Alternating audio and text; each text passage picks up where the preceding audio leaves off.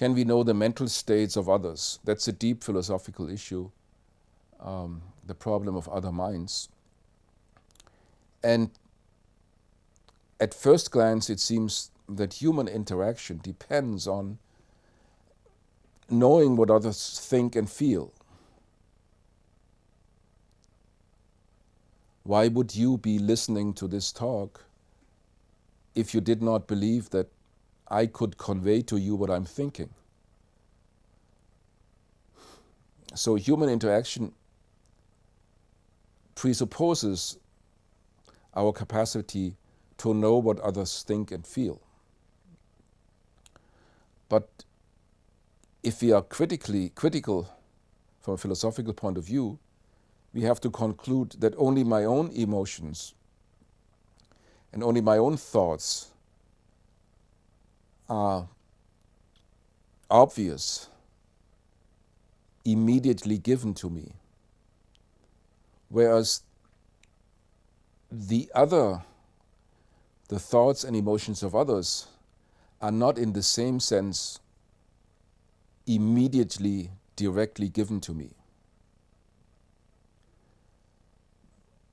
There might be a certain analogy in the background, not that we are consciously doing it, but we might assume in the background that if I know what it feels like to have serious toothache, and a friend of mine tells me, yesterday I couldn't work at all because I had serious toothache, and I couldn't go to the doctor, and only today, and then finally I got an injection and now it's much better. We can reasonably assume, because we are so similar as human beings in terms of our physical makeup and so on, that what feels like pain in a tooth to me is very similar to what this person felt. But we can never be sure.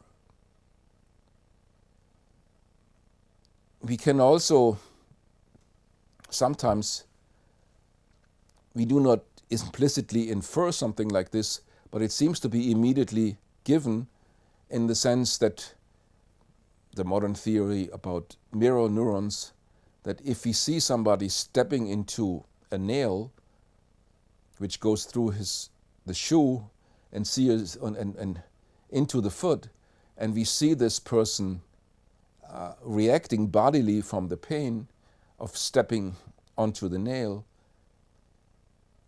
we feel a little bit of the same pain, and we make the same, or at least part of the same motion, physical motion, and similar areas of our brains get activated.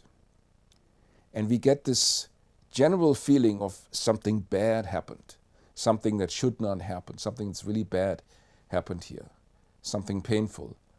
And if we notice something which is really bad, we get a negative feeling, a painful feeling. We cringe and we don't feel well.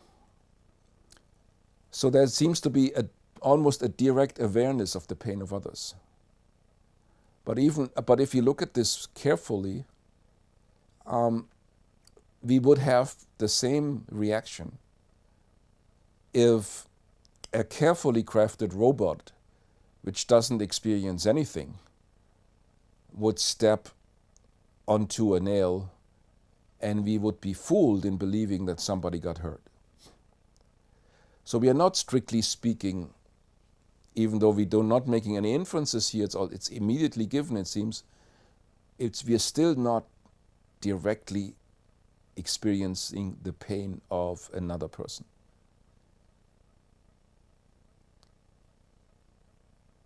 So yes, to a certain extent, and rather reliably for everyday purposes, we know about the thoughts of others by testimony, by their actions, by their behavior, and the feelings of others by their actions, by their bodily motions.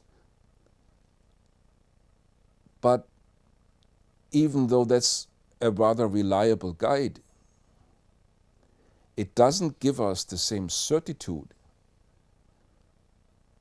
that we have when it comes to our own mental states. So this gap between my own mental states and the mental state of others cannot be bridged completely. It will always be there.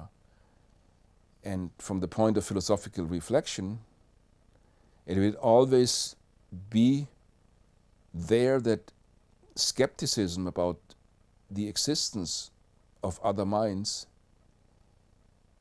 cannot be fully